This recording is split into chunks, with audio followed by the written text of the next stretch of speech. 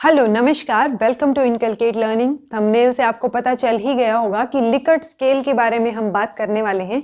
लेकिन Likert scale तक पहुंचने से पहले वो किसने दिया, या फिर ये बोलूं कि उसका सिनेरियो क्या है, बैकग्राउंड स्टोरी, वो एक बार देख लेते हैं।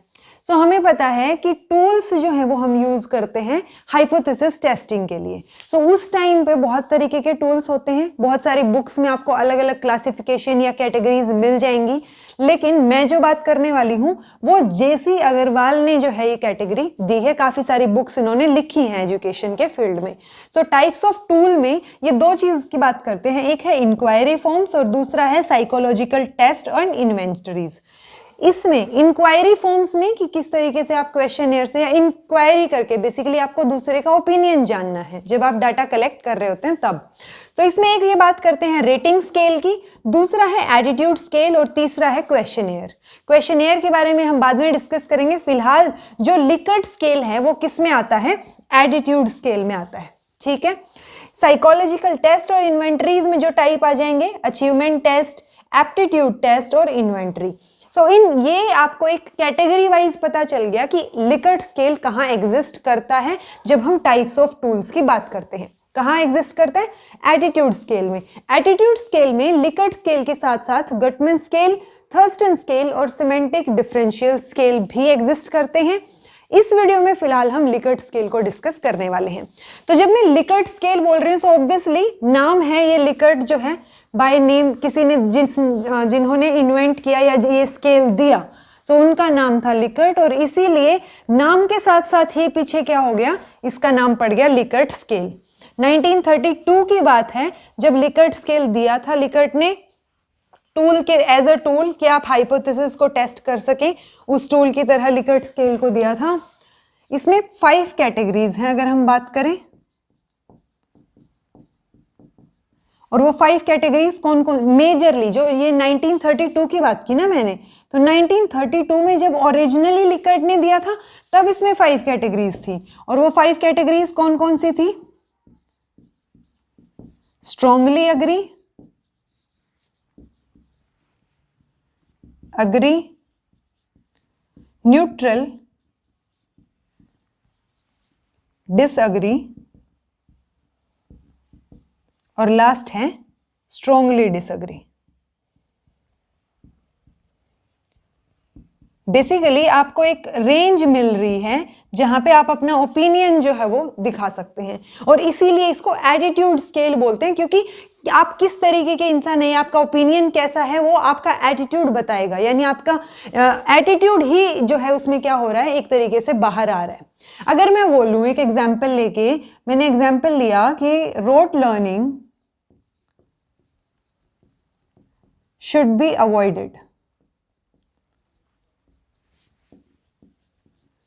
और फिर मैंने जो है डाटा कलेक्ट किया इस क्वेश्चन पे, बहुत सारे स्टूडेंट्स का या बहुत सारे टीचर्स का, ये लगा लीजिए। ठीक है।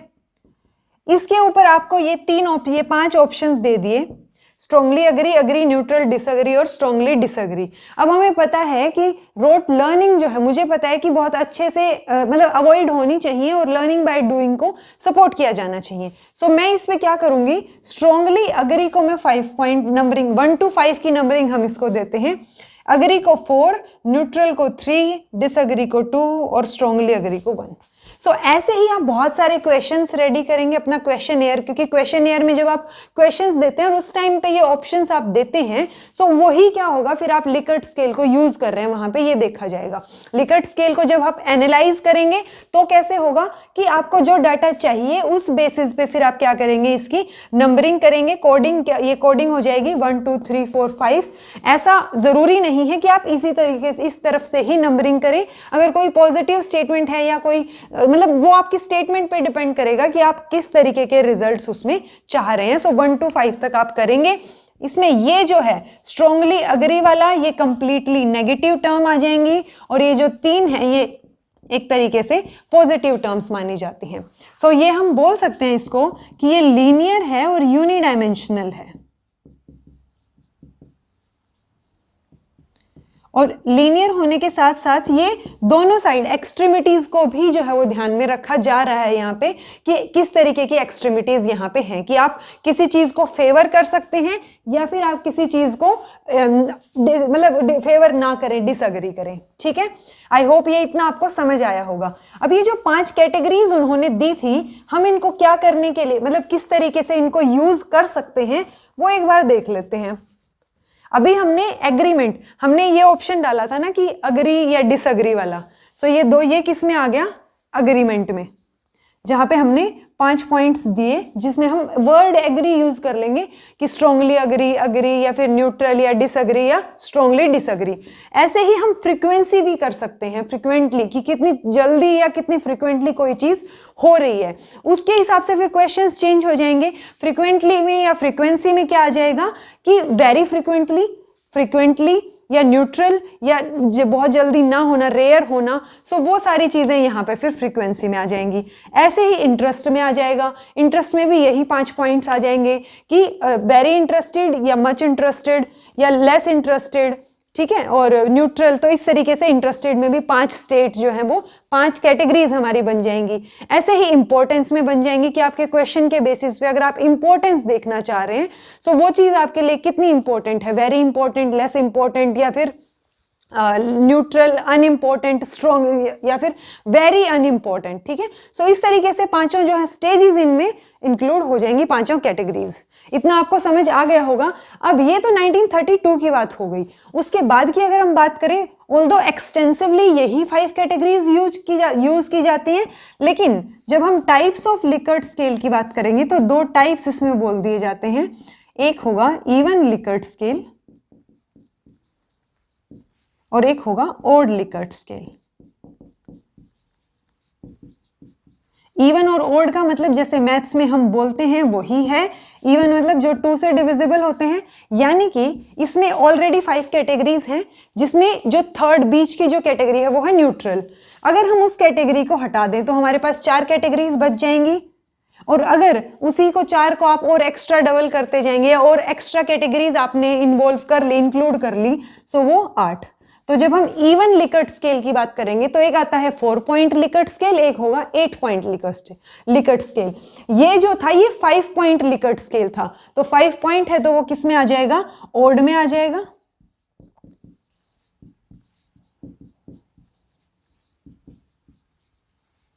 ऐसे ही ऑड है तो 5 के साथ साथ इन्हीं 5 में आप 2 और एक्सट्रीम कैटेगरीज इन्वॉल्व कर लेंगे, तो वो आ जाएगा 7 पॉइंट लिकर्ट स्केल, और ऐसे ही 9 पॉइंट लिकर्ट स्केल भी होता है।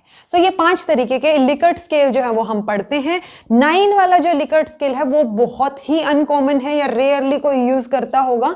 बाकी जो है 5 जो बहुत मेजरली यूज किया जाता है वो हमारे पास जो ओरिजिनल है 1932 वाला 5 कैटेगरी वाला 5 पॉइंट लिकर्ट स्केल हम यूज करते हैं। सो ये हो गए इनके टाइप्स।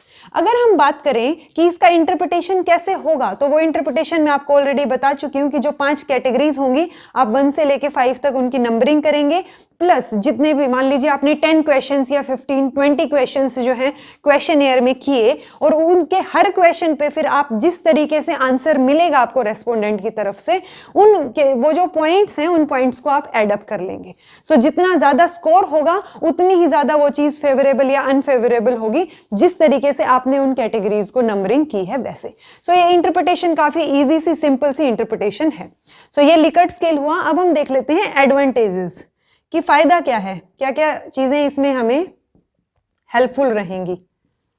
ठीक है, बेनिफिट्स या एडवांटेजेस की अगर हम बात करें, एक तो टाइम सेविंग है, क्योंकि आपने प्रिपेयर किया लिकर्ट स्केल के अकॉर्डिंग क्वेश्चन एयर अपना, और वो लोगों को भरने को दे दिया, वो जिस तरीके से अग्री करते हैं, डिसअग्री करते हैं, सो वो ओपिनियन जानने के लिए टाइम सेविंग होगा, जल्दी जल्दी वो टिक करके आपको दे देंगे। इंप्लीमेंटेशन इजी है। रैंकिंग ऑफ ओपिनियन इसमें हमें मिल जाती है, क्योंकि हम नंबरिंग को फिर टोटल करके एक स्कोर लेके आ रहे हैं। ठीक है, उस स्कोर के बेसिस पे फिर हम जो है बिहेवियर या जो एटीट्यूड है लोगों का उसको रैंक कर सकते हैं। सिंपल है, रेस्पोंडेंट के लिए भी उन्होंने सिर्फ टिक ही करने हैं इजी, और हमारे लिए रिपोर्ट करने के लिए इजी है, यानी सामने वाला इजीली भर रहा है, उसको फिल कर रहा है, टिक कर रहा है, और हमारे लिए सिर्फ उनको कैलकुलेट करने के लिए सिर्फ जोड़ना है। कुछ ज्यादा जो है इसमें वो है नहीं कि आपको बहुत फॉर्मूलाज वगैरह इसमें याद करने की जरूरत है। ये हो गए एडवांटेजेस। अब आते हैं डिसएडवांटेजेस। डिसएडवांटेजेस में एक तो जब हमें क्वेश्चन दिया जाता है हमारा वैसे ही मन नहीं कर रहा होता कि हम उसको भरें हैं, ठीक है। तो जब आपका मन ही नहीं कर रहा सो आप जो है ऐसे ही रैंडमली टिक कर सकते हैं। तो सबसे पहली चीज आ जाएगी कि हम एक्चुअल बिहेवियर पता कर भी पा रहे हैं या नहीं। सो जरूरी नहीं है कि आप सामने वाले का एक्चुअल एटीट्यूड पता कर पाए, पहला पॉइंट। दूसरा पॉइंट अगर हम देखें सो आज एटीट्यूड कुछ और है, कल को कुछ और हो जाएगा सिचुएशंस के अकॉर्डिंग, ये भी पॉसिबिलिटी है। सो वो भी डिसएडवांटेज हो जाएगा कि हमें फिर से दोबारा से क्या करना पड़ेगा, उनके एटीट्यूड को समझने के लिए कोई और क्वेश्चनेयर या कोई और चीज प्रिपेयर करनी पड़ेगी। तीसरा सबसे अच्छी चीज ये है कि हम लोगों को पता होता है कि हमें पॉजिटिव जो आंसर्स हैं उन्हीं की तरफ टिक करना है। So basically as a human we all are very expert in this thing कि हमें कौन सा टिक करना है, और उसी को हम बोलते हैं आर्टिफिशियल बिहेवियर। यानी आप चाह ही नहीं रहे, आपको पता हो, जैसे कई बार होता है कि क्वेश्चन में पूछ लिया जाता है कि हरेसमेंट के शिकार जो है आप हुए हैं या नहीं, या ईव टीजिंग आपके साथ कभी हुई है या नहीं। सो आप आर्टिफिशियली जो है उस बिहेवियर को शो ही नहीं करना चाहेंगे कि आप उस पे हाँ का टिक करें, चाहे भले ही आपके साथ वो चीज हुई हो किसी पॉइंट पे। सो वो क्या है, वो आर्टिफिशियल बिहेवियर हम अडेप्ट कर लेते हैं, जिसकी वजह से एक्चुअल जो आंसर्स हैं वो हम टिक करना पसंद ही नहीं करेंगे। तो ये भी एक डिसएडवांटेज में आ गया। सो आई थिंक मैंने सारी चीजें कवर कर दी हैं लिकर्ट स्केल की। So this was all about today. अगर आपको कुछ भी समझ ना आया हो तो आप कमेंट करके पूछ सकते हैं। So thank you so much for watching.